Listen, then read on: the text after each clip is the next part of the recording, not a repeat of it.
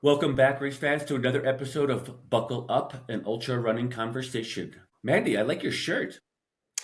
Oh, thank you, Brian. This old thing, this Lululemon zip This up old Lululemon zip up, three-quarter zip up with fleece lines and all the things, right? All the fancy stuff. pockets. It also comes, I Hmm. was torn between the black zipper and the gold zipper, and now Ooh. I might have to get both because I'm a new Lululemon ambassador for the Fort Collins, Colorado store. Right. So, what And does what that even mean? I mean, I guess I know what an ambassador does, but like, do you just get to wear clothes around and tell people like, "Oh, I got it at Lululemon"? kind of, but that's probably the really superficial part of the story. Actually, there's a lot more involvement in it. Long story short of it is really they pick their ambassadors based on mission, values, what we're up Hmm. to, our role in our communities. They really want to partner with people that are doing things in their community to uplift through movement. And the best way that she kind of explained it to me is like, we love everything you're doing. How can we help give your missions, your initiatives some legs to grow? And we want to walk alongside you in your, specifically my mission to improve the wellness of our community and encourage people to run and move and bond together as a community through movement. So there's a lot of like co-hosted events and product activations for not just me but for my followers. So like they're coming to our group run on Thursday night and bringing Lululemon swag bags for everyone that attends, and one person's going to get a $150 fit session, which means they go into the store and get shown all the product and they get $150 worth of product for free. So that's the part I'm really excited about, is just partnering with them for different initiatives. They'll partner together with us we're doing a documentary for the Cocodona 250 journey, assuming I get in, knock on wood. So a lot of cool things that they'll just kind of walk by my side for the next 2 years, and I'll get to support their initiatives and their other ambassadors. Well, that's way more than just free clothes. Way more than free clothes, but they're free clothes. Let's be real. So yeah, I'm excited. They were also wondering like, what am I wearing for training for Cocodona? What am I wearing at Cocodona? They obviously want to outfit that training side of things and be represented there, and they're looking for feedback. Are they creating a mud suit from last year's experience? Do they have some sort of mud rain suit that you Yeah, could wear? I mean, it's what's so funny is you look at when this stuff is mostly worn, it's like nice and pretty, and you see a lot of like road runners at Boston, New York wearing it, and they're wearing it for 2 to 3 hours, and I'm like, how's it going to hold up in mud and rain and up and down? And it does. They have a lot of ambassadors that run ultra, but it might look a little dirty at the end. Yeah. What are you wearing? That's a great question. I'm not wearing Lululemon. I am not an ambassador for them. Although that $150 fit, I might have to come out on Thursday to see if I could get that. Win some of our races. We're also giving it away as prizes for top finishers for I almost think all of our races. it'd be easier for me just to kind of luck of the draw win the grab bag on Thursday than win a race. But I am wearing my brand new Glenwood Springs track and field. We are the Demons is our mascot, and I'm wearing my new Demons hooded sweatshirt because track practice started yesterday in Glenwood Springs. In Actually, all this, across the state, to be honest. So I'm sure it started in Windsor as well. I don't I know know when that it's for a fact. okay. It's not a sort of not a question because track practice starts on the 23rd across the state of Colorado officially. Officially, okay. My kid signed up to run track, but I don't think he starts today. If he does, then surprise, it's me. High school track. Oh, okay. Not middle Yeah, school. totally different seasons. Yeah, I'm excited about the or the track season starting up. We have a fairly new coach. We've worked together for the last 2 or 3 years, and he's a much younger gentleman than I am, but he brings a lot of enthusiasm. A standout decathlete at the University of Washington, so he's got a lot of experience on track and field, and a well-rounded experience, across multiple athletes as a decathlete, throwing, jumping, running the 800 and the 100. It's not all the same thing. It's not just 100, 200, and some relays, or the distance guys like myself. So I Yeah. think he's well versed around the track, and it's really great to get back out there and do it. Although we do have snow on the ground finally, but of course it came on the first week of practice, so now we're back inside training in the hallways of the high school. Man, I don't envy But that. it can't be that It can't be worse than like a burrito segment. Like Yeah, it's probably the same amount of distance. it probably Yeah, is longer. I bet it's like 200. I bet you the hallway that we've been training in is probably 200 meters long, darn near the length of a segment or half of a segment, I guess. Yeah. So our guest this week is Greggi, who spent a lot of time on the Seggi.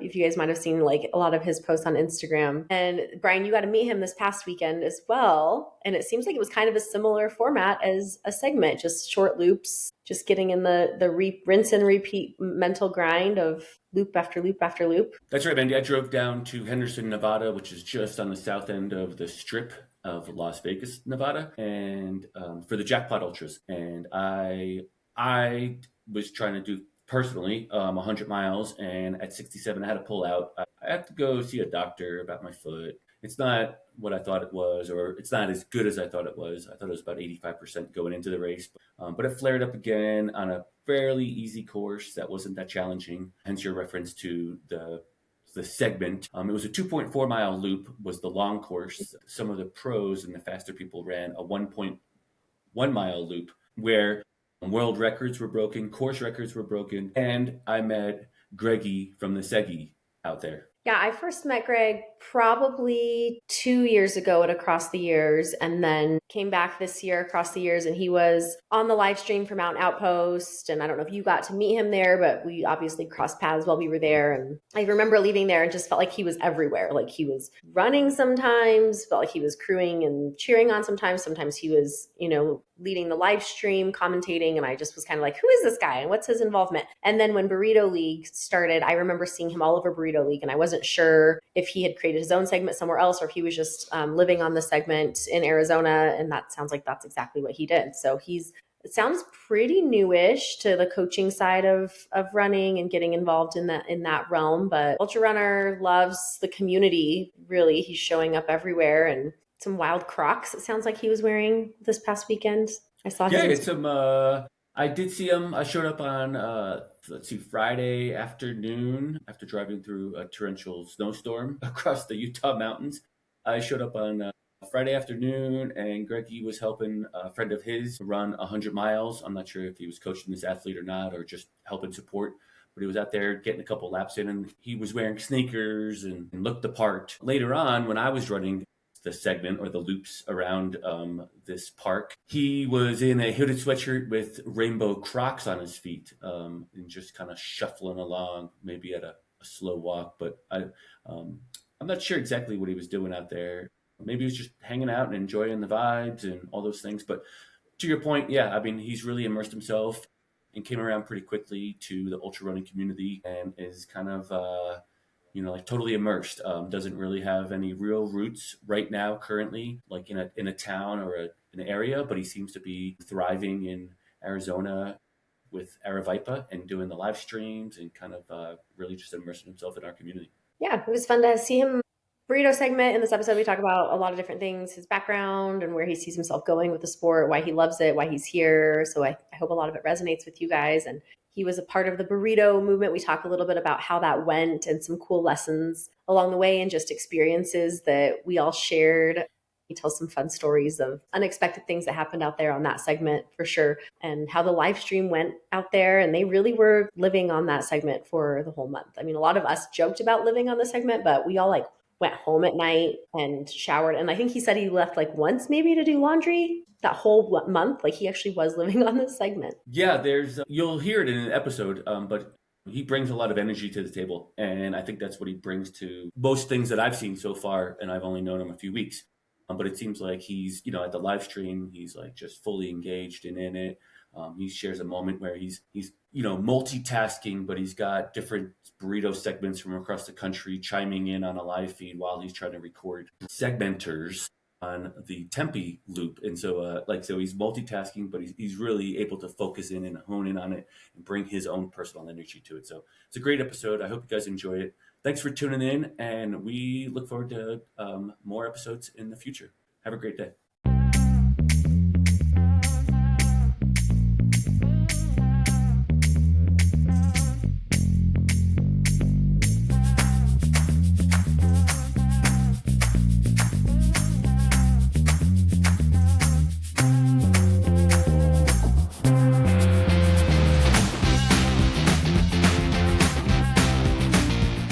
Hey, Greg, thanks so much for joining us on the show this evening. How are you doing? I am great, Brian. How are you doing? And how are you doing, Mandy? Hello. Doing well. Yeah. Trying to pretend like I don't have a cold, Yeah, that would not be good. that time of year. Greg, you kind of bounce around a bit, so I think maybe you're in the Phoenix area. Is that Yeah, correct? Is you're that is correct. That is currently in the correct. Phoenix area? Currently in Phoenix, yes. We tried this from Bumblebee Ranch on Monday and it didn't work. And now I'm in Phoenix for another 12-ish hours and I'm driving to Vegas for Jackpot Ultras where I will meet you on Friday or Saturday. I don't even know what day. One of the days. That's a great point. I will. I'm also driving 8 hours from Western Colorado to Vegas or Henderson Mm-hmm. for Jackpot Ultras. I'll be running on Saturday, but I'm gonna come and watch a lot of Friday and just kind of hang Okay, out and cool. decompress and get ready to run 100 miles on Saturday myself. Oh, sweet. Okay.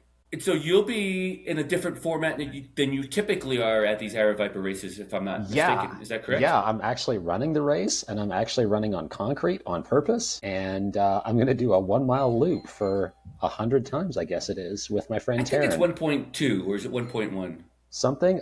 You know what? I don't even know that. I should probably look it up, but I kind of fly blind for most races. So it's 1 point something, and I do it a whole bunch of times. And my goal is to park my truck somewhere near the course and not have to go too far astray. So we'll see how it goes otherwise. Greg, why the road format? Why is this kind of part of the plan Yeah, for you? this is an absolutely new thing. About a month ago, I would have said absolutely not to anything involving concrete or roads, but then I did this Burrito League thing, and it was actually kind of fun and like really fun, and probably have 5,500 miles on concrete and brick. So the opportunity came up to do this. And my friend wanted to do 100 miles. I was like, why don't we do it together? So Friday we start the 100-mile short course, and we'll see how it goes with all the other world records and things people are going for at the same time. Not really my forte, but it'll go how it's supposed to go, and I'm sure we'll have fun. So Greg, you're not new to the scene, so you've kind of already painted the picture. You're out there running, doing pacing, announcing. You're a run coach too. So give us like the big picture of who is Greg or Greggy. You go by Greg or Greggy? I go by either. Greggy was given Okay. to me by a Quebecois coworker in Canada who is not quite short enough to qualify for special. She's like super tiny, like 4'8". And one day she started singing my name when I came down the hill to start doing landscaping, and it stuck. So it is Greg, but I go by Greggy. I don't really care. I don't care how you spell it. Do whatever. And I lost track of your question now, but yes, I've done lots of races. Who is Greggy and what do you do in the space? Yes. Yeah. Yes. I actually just got off the phone with my client in Florida. He's coming back from an injury. So that was good. But yeah, I was at Bumblebee Ranch at the Squirrel's Nut Butter Bumblebee Ranch extravaganza. We didn't quite get to speed dating for Valentine's Day, but we had 2,000 runners come through the aid station on Saturday and Sunday. So that was tons of fun. I was at, And I that was can for the think of Black Canyon. That Black was for Canyon. Black Yeah, Black Canyon Canyon 100K and the Black Canyon 50K. on Sunday. Busy Sure. enough that I didn't watch any of the live stream. I know Tara Dower came third, and I know nothing else of anything because we were pretty busy dealing with 1,000 people coming through the aid station all day. And yeah, I've also paced, crewed, run 100 miles, caught my jacket on fire doing 100 miles, all kinds of things you can imagine that come up in the ultra world space. I've been doing for the past couple of years, and it's super fun. And I get to meet you, Brian, in a couple of days, and I met Mandy 2 years ago at ATY. Greg, we love it. We're here for it. We kind of want to just back up a second and kind of figure out Yeah. how you found yourself in ultra and maybe the history of sport. Yeah. Have you always been a runner? Did you stumble upon it a decade ago, or what's that look like? Yeah, I have not always been a runner. I did cross country in elementary school and was mediocre to back of the pack. Do the Cooper test, or when I was in school in Canada, we did the Cooper tests or the 6 lap run in high school, and I was so great at it, the entire class walked away while I was attempting to finish it, and that wasn't the greatest on self-esteem or things. But yeah, eventually got into running. I had a college prof who had been the Ultraman champion of the world. And he was about my size. And I was like, well, if he can do it, I can do it. So that really prompted me to get motivated and start training. And I actually wanted to do an Ironman. And I kept getting injured in my legs. I hurt my shoulder. I hurt everything. That was in the early 2000s. And then I read this book called Born to Run when it came out. And I was like, whoa, Vibrams, I'll go buy Vibrams. And I bought a pair of Vibrams and wore them everywhere and pretty immediately got a stress fracture. But it worked out. And the shift that I had going from ridiculous orthotics that changed my shoe sizes like 2 full sizes and my ski boots didn't work and everything to Vibrams, even though I still had pain, I could run further barefoot than I could with all of this medical apparatus. So I just backed it up and took it slow and went zero drop and switched into ultras. And 2015 took a job in the Yukon, and my coworker Jeff ran a 50K that summer. And I was doing like maybe 4 miles after work without pain. And I thought, well, if he can do it, I can do it. It just took another like 5 years after that to get up to doing my first. I was signed up for Broken Arrow in 2020, and that didn't happen. So it was a virtual ultra that an acquaintance put on in Washington. Was my first, hey, I've done an ultra distance. And then Black Canyon is actually the first ultra I ever finished in person, the 100K. Okay, so when did you get into the coaching scene of all of this in your journey with running? Coaching was about a year ago. November 2024, I took the course and got certified, passed it just before Christmas time. And then there's a number of life things happened. Didn't really do anything with it for about 6 months, and then started just connecting with people and writing my own plan about the middle of this past summer, and then joined Team Run Run right in the middle of ATY. I was doing all the paperwork for that, and then immediately went into Burrito League and didn't sleep for the month of January. So we're getting caught up on life now. But yeah, I thought it's a way that I can give back. And, I to some degree look like a runner, but my journey has not been straightforward. I didn't, go to college on a run scholarship or have a lot of enjoyment in it. I got into it to lose weight and not be the fat kid. So here I am, just trying to help people on their journey, whatever it is, whether it's get 100 miles or just go for a run without pain and be happy and healthy and flexible for the rest of your life. You're obviously all in. You're volunteering. You're doing the live stream. You got the Evolving Adventurer podcast. Yeah. And so you're like here for it, right? And you're doing all the things. Do you do other work, I guess, outside of all this that you are doing? Yes. There is stuff I do that I get paid for. Okay. Yeah, so I live in Canada, so I work a pretty intense 6 months for the past few years. I do seasonal campground maintenance at a seasonal campsite on Lake Koocanusa, southeastern British Columbia near the Montana border. I also work part-time at Corner Veggies, which is an organic, I would say farm, but I think it's technically market garden. They sell to locals farmers markets, lots of local businesses in the area. It's a pretty rough climate up where I am, so in a normal year, there would be like 6 feet of snow, and it's minus 20 right now. But this year's a little bit different. And with that, April, end of March until early October, I work most days consecutively. But that means I have this big block of time where if I structure things right, I have a Tacoma with a platform bed in the back, and I'm pretty simple. And at the moment, the passenger seat's empty. So if anyone's out there, the passenger seat is empty. It is just me. So I come down, and my friend Jen in 2022 invited me to come to this thing called Javelina 100. And I had no idea what that was. In August of 2022, she came on my podcast, and I went for a run with her yesterday. And that was how I first got involved with any of the run stuff down here. Was might as well check out Javelina. Seems pretty cool. And now I have tons of friends and got to see a whole bunch of them like 3 days ago at Black Canyon. So you're kind of like the snowbird, I'm taking it, right? You're leaving pretty much, yeah. Cold Canadian winter. You're heading down to Arizona and driving around in Tacoma and just immersing yourself in the run community while you're here. Pretty much, yeah. Yeah, I mean, it's a great time of year. My summer is pretty intense, so I miss out on, the Colorado summer races or the mountain summer races or a lot of the mountain adventures. It'll be me on a Tuesday by myself. Mm-hmm. But this time of year, I mean, the desert is gorgeous. It doesn't freeze as bad. I mean, it was cold a couple days, but it's not the cold that most of North America gets. So it's a beautiful time to go. And there's so much public land that I can go and camp and explore and hike. And a lot of it does tend to be by myself, but there's other cool people that you meet at races. So I just thought, hey, if I show up and volunteer to pace somebody or cruise somebody, you never know where that connection goes. And then I've met people here that I can go adventure with if I'm in Phoenix area, people in Utah.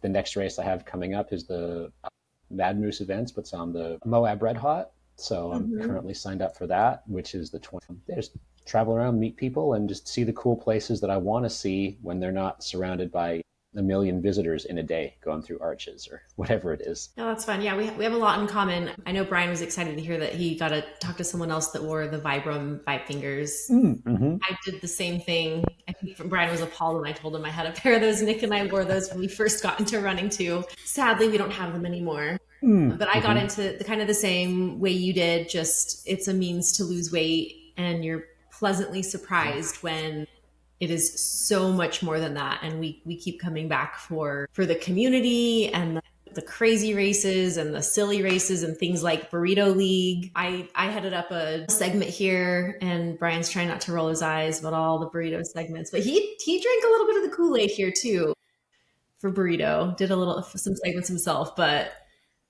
yeah, I did want to talk about that a little bit, just how you got involved in that. Did you run your own segment?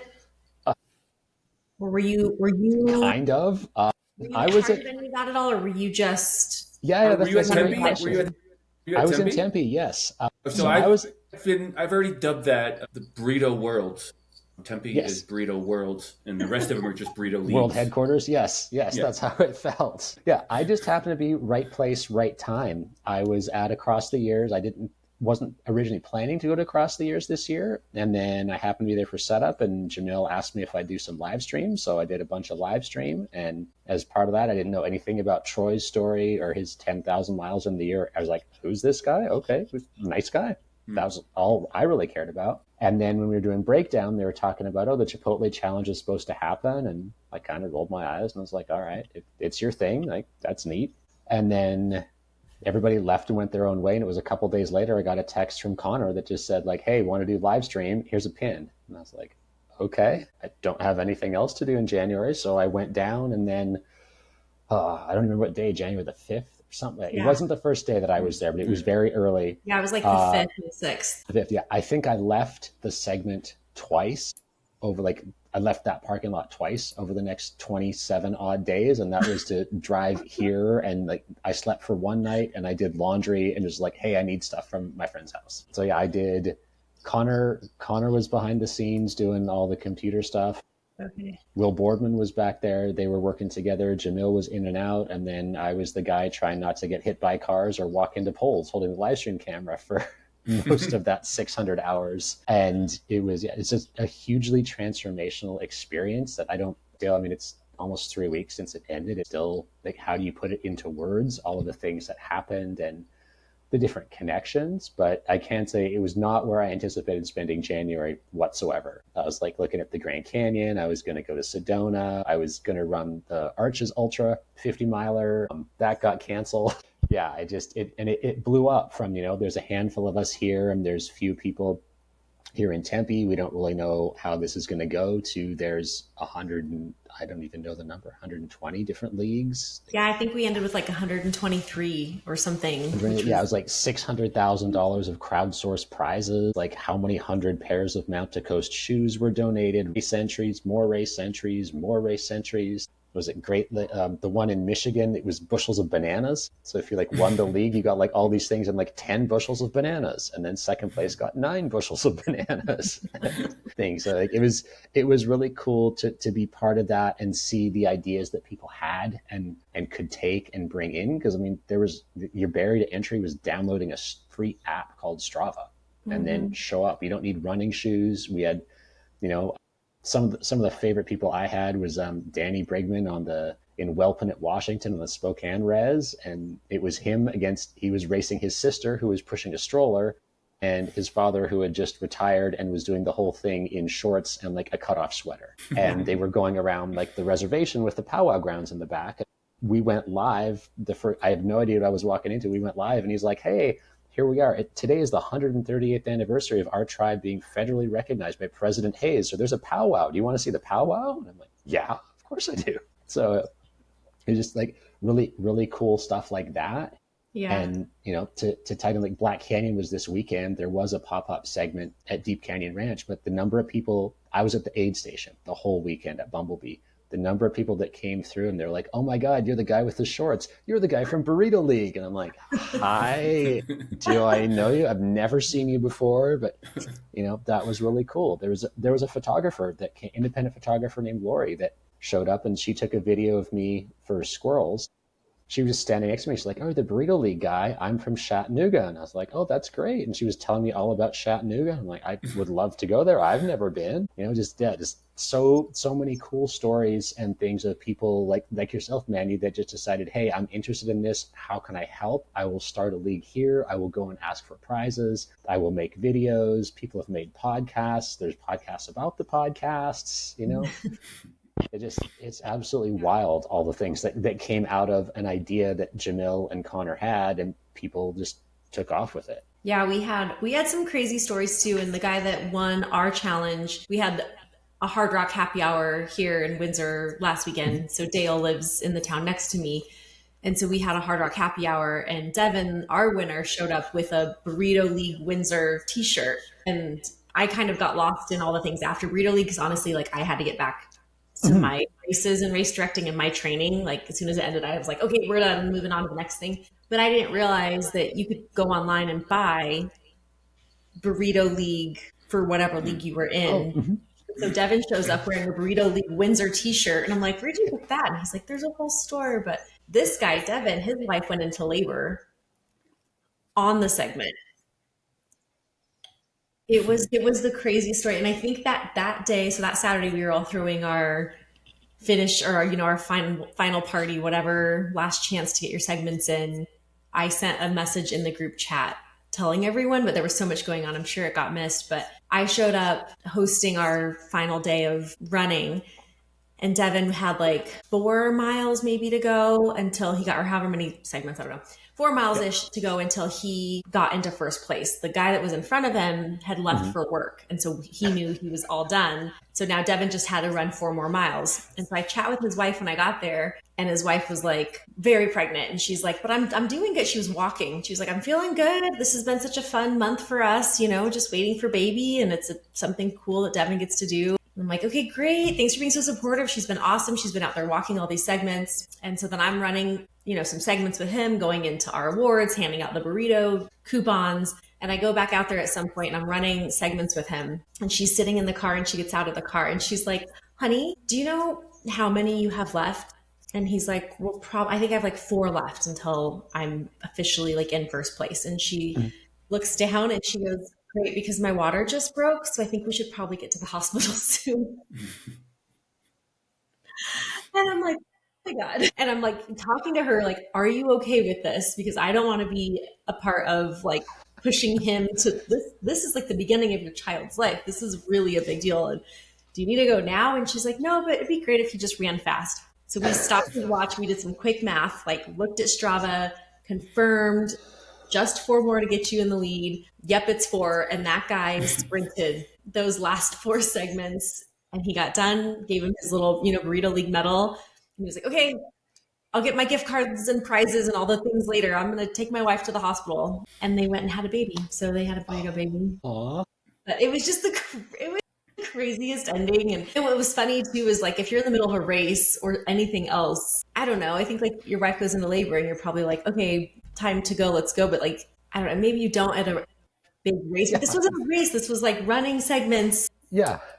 In front of stores in the downtown. It just felt such a silly but important mission. I don't know. I think it goes to speak to like this magic that you experience out there. Just as a reference point, we were at a brewery when my wife's water broke and I wasn't able to finish my beer. So, dude. I mean, like... Sacrifices have been made. Some guy got burritos and you didn't finish your beer. That's not fair. Yeah. Brian, does that play into like the sobriety story today? Maybe it could. Well, not to delve on this point, but like the waitress showed up with like the super tall, like foot pint glass, like the big, like the boot, I guess like the cowboy boot, like full with a little bit of head on top of it. And I was like just about to put my lips to it. And my wife's like, hey, it's time to go. My water broke. And I was like, man. Denied. You're like, Tina, can I get this to go? I just like slid it across the table to my buddy, like, I'll see you guys later. Never heard that story. Wow. The things you do but for what love. I'm getting at is, the thing I'm getting at is like this guy finished his laps, like, and his wife was okay with it. She was so chill. And I kept talking to her, like, as we're, so then at some point I stop and I'm like kind of filming him and I'm actually like in Strava and I'm doing the math and I'm like, actually, are we sure for real he's going to win? Because can you imagine, like, Greg, you were living on the segments. You understand like the spirit of the segments. Can you imagine if he would have like shorted himself or Strava wouldn't have picked up one of them and then he's at the hospital and now you can't leave the hospital. Your wife is in active labor. And if Strava would have like updated and then it was like however many half a mile segments, shorter or a lap shorter. 923 versus 924. And he's like, yeah. So, I mean, he Yeah. actually did one extra, like we did a bonus one just to make sure it was good. And so just it was crazy, but cool connections too, because I'm sure you saw this out there as well. Like people that started not knowing each other at all finished that month. Yeah. As friends And it's especially with Tempe, and I can only speak to Tempe. Like I went to Marana for about an hour, and I went to Prescott for about an hour. But with Tempe, with like the Cocodona Prize drawing so many people, and so many people either living nearby or living on the segment, it really was like Randy's going to make shirts that say like "See you tomorrow," because if you didn't see them, like, oh, Jordan's not here yet. It's like 10. Jordan's always here by 10. What's happening today? Or Shelby's Shelby's working, right? So Shelby's only here at this time or that time. And then this friend, it's like, especially if you were up early, like Troy would be up early, I'd be up early, we'd have coffee, we'd walk a couple segments. We knew random people that we never spoke to. It's like, oh, those are the yoga girls. They go to yoga at 6 a.m. every day. And then this is the homeless guy that waits for the 8 a.m. bus. And then this is the other homeless guy that comes at this time. And the homeless guy's strange. That was it. Like the bank guy shows up at about this time, but you got to know it so intimately. It was like, oh my gosh, like we're tracking like where the garbage is. And where there was a single knockoff like Croc, like my little Hawaiian Crocs over there, that was just sitting on the median, on the concrete in the left-hand turning bay for most of the month. And then it moved one day. Somebody moved it over a weekend, and then somebody moved it back, and then it was gone for the last 2 days. But it was, just seeing the way that things ebbed and flowed throughout the day. It was busy with people. It was quiet with people. There was yoga classes. The Tempe Birthing Center was right there. So there was like 3 babies were born on the segment in the birthing center. And then they put up the new baby flag with the little hummingbirds on it would come out, and that, and like we got to know the woman who was renting the apartment right beside where we were broadcasting from. So I was like, oh, hi, all of a sudden there's a bunch of outhouses in your driveway and a whole bunch of people and equipment here. Like I might as well introduce myself. I'm Greggi. Nice to meet you. And that. So yeah, it's just Greggi. It sounds a lot like the movie Groundhog Day is what I was thinking of. Yep. And you kind of like got into the routine, right? And like I don't know, in some part of the movie, he's just on cue and he knows where everyone's going and what they're going to say to him before he says it to them. The whole thing, right? So it just sounds like a Groundhog Day. How many segments did you personally get? Because you're doing other things. You're doing a lot of things at the same time. I had 500 miles. And that's underestimated because there were times where like I hit my watch and it didn't grab the GPS, and I was like, I'm filming it. I don't care that much. It was more of I'm curious about the camera guy because I grew up watching Warren Miller ski movies. And like, man, that guy's skiing really great. And then you realize, oh, there's someone else holding the camera skiing down that as well.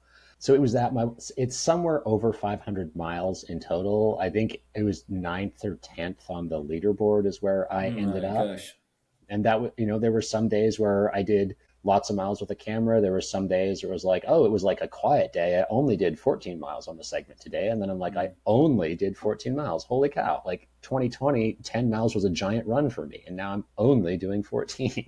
Yeah. And it was cool. And you like those conversations with people on the segment. And then it was different if I was out there because you got to know them on a personal level as well, spending so much time. So there was all the off camera conversations, or there'd be other people like doing broadcasting stuff. So I just go take a chance to talk with people, and then having the ability to live stream it and, sit here and do a podcast while I'm out walking the segment. So like Christian in Kaloa, Kauai, who's invited me there 3 times. Hey, we're the Taco Libre food truck. And they're, and like, this is cool. I'm hearing his story, and my mind is kind of trying to keep track of, I'm walking the segment in Tempe. There's driverless cars, there's buses, there's fire trucks, there's homeless guys, there's scooters going everywhere.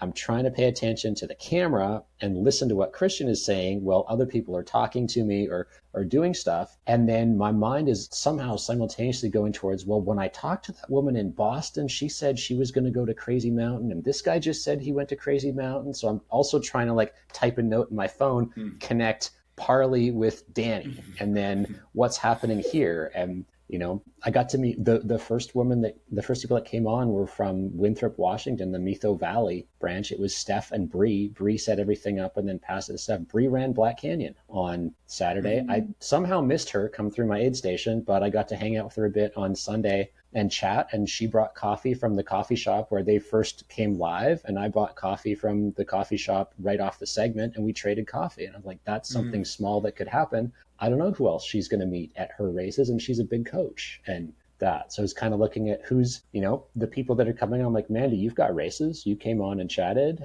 People in different places. How can I am here talking to people in Tempe and whoever's watching the live stream, but we can talk about your race. We can talk about Shelby's race or Kelsey's race. Or if you're going to go to Kauai, you need to go to Christian's food truck. If you're going to go to Houston, apparently Houston, when we went live with them, they weren't actually on the segment. It had started to sprinkle rain. So they were hiding in the Mexican restaurant on the segment, drinking margaritas. And they're like, dude, it's $5 margaritas. And I'm like, listen, I was like, where are you finding a $5 margarita? Because I've never seen a $5 margarita for years. But apparently in Houston, you can do that.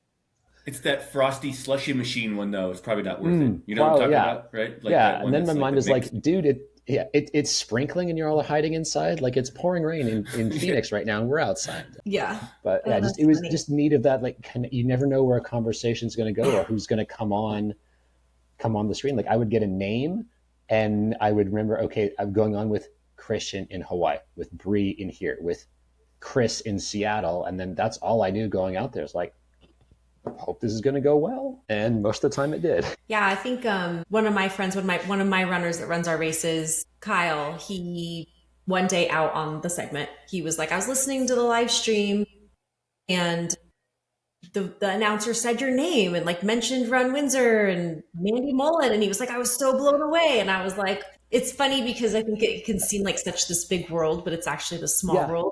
But it takes these little small actions to really connect these really powerful dots. And so what you were doing out there, and I think what the burrito segment did for that was like combining and connecting in such a different way, where even just that live stream piece that happens at all these races, anyone can comment in there. And if the announcer is so kind to pick up on that and to be thoughtful enough to connect those dots, it just elevates the whole sport and the community as a whole, because, the same mindset as like what Jamil had, he really included all of us in this, which was so awesome of him to do, because it really is a when all waters rise, all boats rise type of situation. So it was fun to watch that commentary and who's talking and who's coming from where. Yeah. And seeing who came out for our segment, at least. I mean, there were a number of people that just, like, Lindsay works at ASU, and she saw one day, and she's like, she told me this, like, I couldn't figure out what was happening because a lot of people were running there. Nobody ever runs there. So I came to check it out. And another woman, Sirocco, like the part of the actual segment is her normal run, and she'd never seen anybody run. So she came and ran it one day and came back the next day and saw me and was like, so what's going on here? And like explained how to download Strava and what was happening. And I mean, she had a different cool outfit every single day. I never saw her wear the same thing twice. And she was out, like students coming out of the yoga class would come and ask questions. Drunk college kids would come and ask me questions. We would get heckled by cars and honked at. But it's just like, who's here? And at the same time, like Jamil would show up and do laps, and people are like, oh my God, that's Jamil. I'm like, yeah, you talk to him. He'll say hi. He might be busy, but he'll say hi. And I mean, even the last day, one of the coolest photos, I don't have very good race photos because I'm not usually anywhere near the front. And, like the big photographers are amazing, but I'm not at the front of the pack. The coolest photos of my new buddy, Andy, who came out to shoot just the last day and signed me up for the burrito relay. So for the relay race, we used an actual burrito with a Burrito League sticker on it that you had to pass and do segments for that. And I didn't even know I was signed up. I went out to do something else, and people are screaming at me to get up there for the relay. I'm like, I didn't sign up for the relay. Who signed me up? And Andy's like, I signed you up. You're on my team. I'm like, so I like the relay idea. I didn't catch that. No, he didn't run a single thing. But the coolest photo I've seen in my life is me doing a no-look burrito pass to Jamil. And you see both of us are looking straight ahead. There is no eye contact as the burrito goes, and Andy got the perfect photo. But I wasn't supposed to be there. I was supposed to be doing something else. And then someone yelled at me. I'm like, why am I running a 5:45 mile holding a burrito down Mill Ave in Tempe today? Okay. Yeah, that's great. And we didn't so even will you win. go back next year? Yeah. Oh, yeah. Yeah. It was fun. I have no idea, like, to even try and conceptualize what it will look like because so many things like happened over that month of it's a handful of us, the plumbing broke. This is getting bigger. People want to join here. Can we get a league in Antarctica? All these other things that we're working on with a handful of people. Now there's actual planning and we're not doing it at 2 a.m. Like, okay, so what's happening tomorrow? This, and this, and I'll get 2.5 hours of sleep and then be back up to do something. So it's really exciting to see how big, how participation wise big it can get. And then I've been thinking about how do you engage the average person that's not in danger of winning a golden ticket or not going to be up there for prize money, like, hey, my mom could come and do this. We could go and do her daily walk and do segments out there, friends with kids. Like there were a number of women that were pushing strollers. There was, I don't know if you know Calvin that works for Aravipa. Calvin has his one volume is loud. He took his dad out of the home and had him pushing the wheelchair and they were handing out motivational cards. It's like, that's the stuff that I want to see is bring all the community together and have the random prizes for, the 37th fastest person today, rather than just the fastest or who does it the most. Greggi, the 10,000-foot view of Burrito League,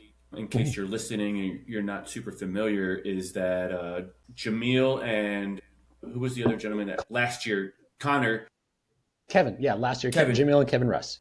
Jamil and Kevin did a Chipotle burrito challenge running this segment last year, and it got some traction in viewership, but not participation. I'm paraphrasing here, and correct me if I'm wrong. This year, Jamil reached out to Chipotle, and it wasn't in the cards for them or something along those lines. So Jamil, being the super genius he is, he decides to create the segment in himself and offer his own prizes, and that is at Tempe headquarters, Tempe Worlds, or Burrito Worlds is what I'm referring to it as. Still is. Yeah. And so that was the original one, and then he came live Instagram and all the other ways and said, "Hey, make your own burrito segments." And Mandy jumped in. 123 other burrito segments jumped in and created the burrito leagues across the country, all different walks and different styles and different climates. I mean, I think I have an athlete that was doing it in the snowstorm.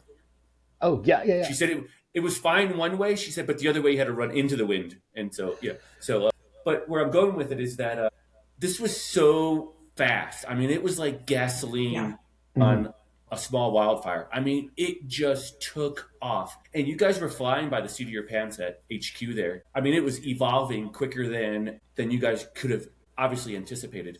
And so with some planning, what is some of the top currently? It's only February and it's only 3 weeks old now at this point, but what are some of the ideas for next year, and how do you maybe not contain it, but how do you make sure it doesn't just completely explode and become like a junk show of sorts? I mean, there's got to be some sort of a middle ground in there, I think. I don't know. Any thoughts on that? Well, yeah. I know a lot of the ideas were around how can you compare leaders versus leaders. So, like there was a lot of effort put into trying to get a leaderboard pulled out because Strava was not the easiest to look at to even get the local legend leaderboard. Like I'm sure Mandy can talk to that, of you got to follow everyone else who's doing it. And it was complex.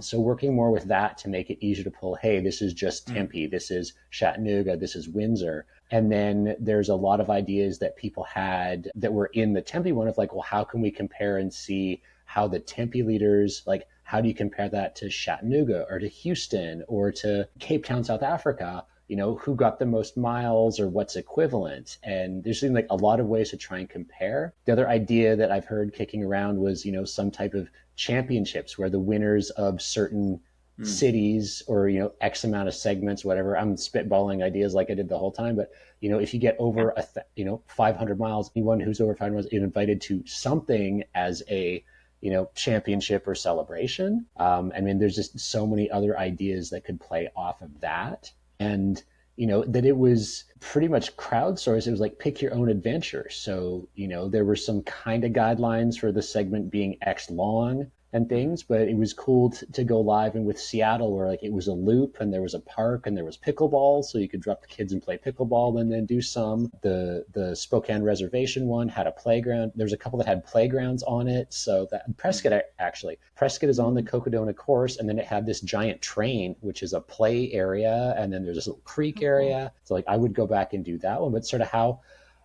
I guess, somebody in the community wanting to take a chance and host a league and learn all the stuff that you learn. Because I mean, like Mandy, I'm sure you saw like, hey, cool, I'm the league host, and now I'm figuring out how does WhatsApp work. I'm using Canva to make a leaderboard. Going and you probably have, but other people had no experience trying to get sponsorship or get donations from local restaurants or bars or running stores or things like that. So it was really a big like, okay, I want to do a league, and oh my gosh, it can be overwhelming with how many things there were to learn as a league host or to figure out or to questions to answer. I mean, I spent one night, I was manually entering phone numbers into WhatsApp so that we could create the WhatsApp group. And that was like a couple hours of my time, but it was also super decompressing after being on Mill Ave for 8 hours broadcasting. I was like, this is perfect. I'm talking to a friend, she's running a race, and I'm manually entering phone numbers into WhatsApp. Yeah, I mean, I think from a race director standpoint, having been in this realm with other people that aren't race directors, I see a huge opportunity for it to be. So I mentor other race directors and, go to the conferences and everything, but I see it as a huge opportunity for us to grow the sport in an educated way, coach other run club leaders or just leaders in running in communities, whether they're going to officially race direct or not. It was, like you said, it was a super cool opportunity for us to share ideas, for people to learn Canva, for people to learn how to create a route in Strava. At the end of the day, this really was race directing in some degree, right? You're not pulling permits and sanitation, a lot of other hurdles that we're going through, but the sponsorship, the community engagement, getting governing municipalities on board with it, having the cops not freak out, like all these really is what race directors do. We don't just design fruits and medals, despite what everyone thinks, or think about what is at the aid station. There's so much more that goes into it. So I think it'll be fun next year to see it continue to evolve and grow, but also us be able to lend that expertise. So race directors to be able to kind of up and mentor others. And so it'll be fun to see that. Yeah. But yeah, I mean, I think you're right though. It was fun to see like the trade in race entries. Oh yeah. Such a cool opportunity that we jumped on. I mean, we had burrito leagues in all over Colorado reaching out to us, asking us for comped race entries. And I'm like, duh, this is great marketing. I have a relay race that starts in Idaho Springs, goes through Leadville and ends in Buena Vista. And there's a burrito league in Idaho Springs. Yeah. Duh. Like, why am I not giving a few winners $500 off registration for a relay team for the Flaming Foliage Relay? So that right there. And again, it was also like Brian, what you said, it was so fast that we didn't even think about that until kind of late in the game. And all of a sudden I'm telling my employee, Ellie, I'm like, Ellie, continue to hit up all of the leagues in Colorado and beyond to promote our races. So it was fun to see just this natural grassroots, everyone supporting each other in the spirit of running segments. Yeah. I mean, even on that note, I met people this weekend at Black Canyon. I was working with Patrick. I was like, oh, what, you're here to meet, what do you do? And he goes, oh, I'm the race director for TARC. And I was like, I've heard about your races. Tell me about it. And then he's like, yeah, all our races are $25. I was like, oh, apparently I'm going to go to Boston this year. I've never been to Boston, but $25 to do one of your races? Yeah, hell yeah, dude, I'll go.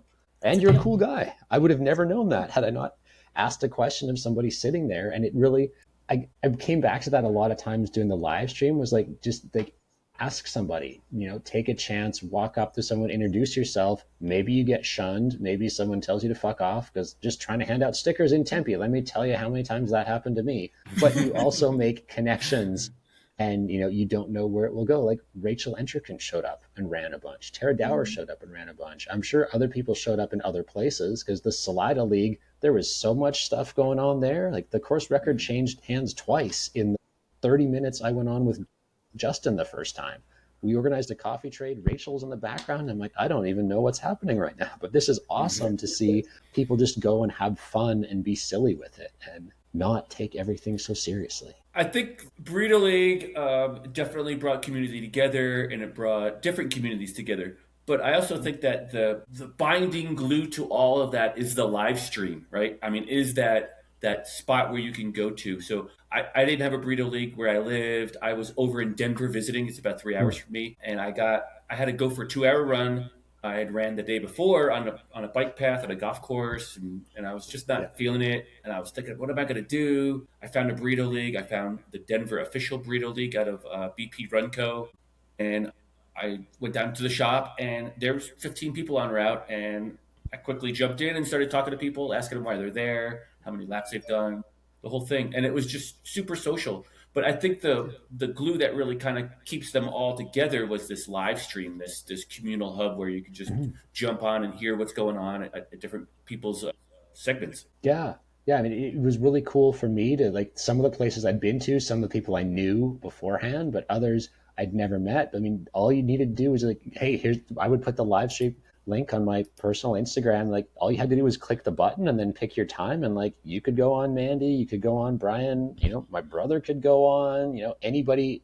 I would talk to anybody. And I'm like, just, at some point I was like messaging, like sending messages to people of, will you please come on the live stream and chat? Cause like people would love to talk to you. And maybe the viewership wasn't as big and was nowhere near as big as Cocodona or Black Canyon, but there were people that were there to watch it. And then my thing was once that first person gets on, like, I'm going to call my mom and say, hey, I'm on live stream. Like here, and part of the things I would do after I finished talking was I was doing my best to make some notes for the conversations. And then I would go and pull timestamps off YouTube and send those to an editor to pull more clips out of. So I'm like, I have all these things, references to conversations. People, I don't even remember that conversation now, but I can go back and go to whatever hour, 316 minutes and look and see when I'm talking with Susan and Reno about the food donation project they did. And I go, oh yeah, that's right. Like that happened that day. So I would do that. I'm sure most people want to see themselves on TV or like, oh my gosh, there's me running with Tara Dower. Well, yeah, that's super cool. And that's all it takes. And then that engages people more than,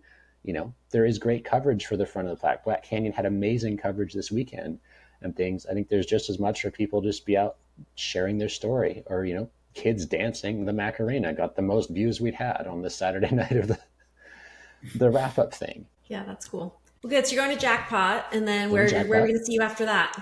At the moment, what did I say? Moab Red Hot, 55K. And I now have this spreadsheet that I've been working way too long on that lists all of the things I was just invited to. And I haven't committed to a ton of them yet, but it looks like Sunday, the 1st of May is the March, the Stray Dog Run Club, because that's a bunch of people from the Tempe Burrito League started that one. There's a free 50K called the 50K, or Phoenix 50, so like 50 spelled that way, that Randy, who finished 4th female, is putting on. And then that's all that I've committed to at this point. It's just making a bigger life plan. I'd love to do the Desert Peak Ultra. That's Shelby Hines' race. She was 2nd female here in Tempe. That's down near Oracle, Tucson, Mount Lemmon area. It looks amazing, and the buckle looks freaking amazing. It's got this giant saguaro on it, and she just posted photos last week. So I got to figure out how to make that. And then I just want to go run in Sedona and run in the Grand Canyon a little bit before I figure out migrating back north. And I know I need to go to Colorado because I have stuff in my truck for my friend in Colorado. So I'm hoping it works out to go for a run with you, Mandy, because I got to go that way back up 25 to Cheyenne. Oh, yeah. You'll have to hit me up. Yes. For sure. Yeah. I'm like right off the I-5 corridor, so. Perfect. By the Buc-ee's? Just yes, past the Buc-ee's. Past the Buc-ee's. Northeast of the Buc-ee's. Okay. I'm not a big fan of Buc-ee's, but if you like Buc-ee's, I can meet you there. Yeah, it's a landmark. The sign's down here. It says the sign between Phoenix and Tucson, it has a U-turn on it, and it has the Buc-ee's logo, and it's like 979 miles back towards Texas right now. Oh, that's so funny. Yeah. So I'll have to we'll have to experience connect as you drive through. Yeah. But yeah, Greggi, we want to be, go ahead. I'm sorry. No, Jackpot's the next one. I'm excited because I get to meet you in person. Like I've met Mandy a couple times at ATYs, but I haven't met you. So my shorts. I was at across the years. We just never met specifically. Okay. I don't think because I volunteered a couple nights. I was there with Mandy. We were chilling and watching running circles for a while. Forgot. Yeah, I was around, but I was in and out too. I was also doing some training outside of the compound. I guess I'd call it a compound of sorts. Compound. Yeah, it is.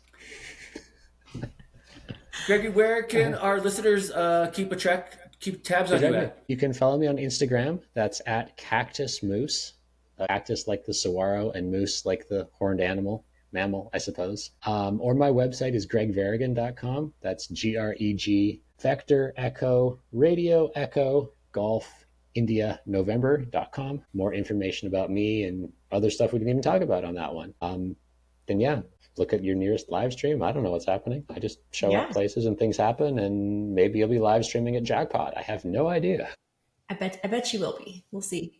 Probably. I know it's being live streamed, so you'll see me in the background because you know my shorts, and I just decided what shirt I'm wearing, so it'll be top secret. Look forward to meeting you in person. Thank you so much for your time, Greg. We appreciate it, and I'll see you in a couple days. Awesome. Thank you, Brian, and thank you, Mandy. Yeah, thanks for your time, Greg.